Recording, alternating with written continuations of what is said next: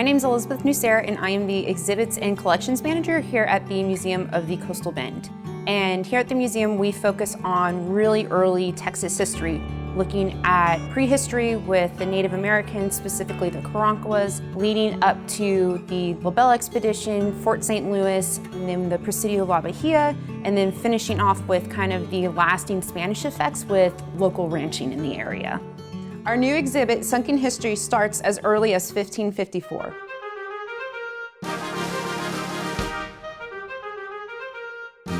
Sunken History, Shipwrecks of the Gulf, which features different shipwrecks throughout the Gulf of Mexico, focusing on those along the Texas coast, and goes all the way up to World War II. And we do focus on some of the major shipwrecks that happened along the Texas coast, specifically that of the Belle from the LaSalle expedition. And we have artifacts from that expedition here within the temporary exhibit and also in our permanent exhibit space.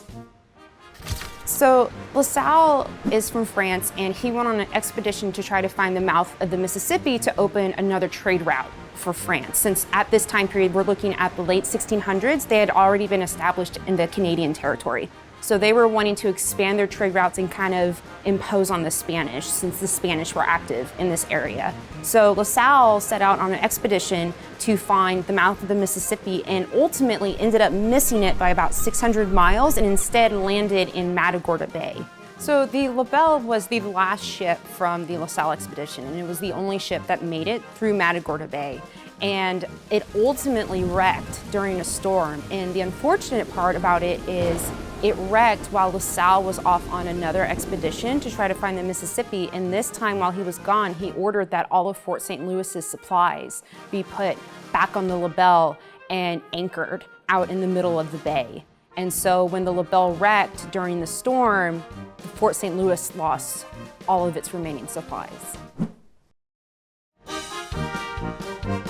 So the SS Mary was a steamship that was very active in Texas maritime commerce. The SS Mary actually wrecked in Aransas Pass. And this is tubing from its engine surface condenser. And these are lead bullets that were recovered from the excavation site. And then this one bullet in particular, they took apart, and the gunpowder was still found intact within the bullet.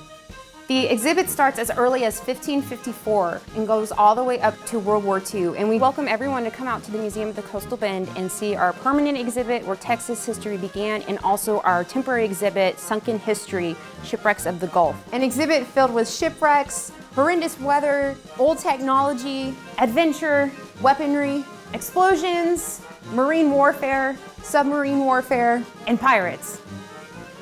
Why did LaSalle have his people leave their supplies on the ship?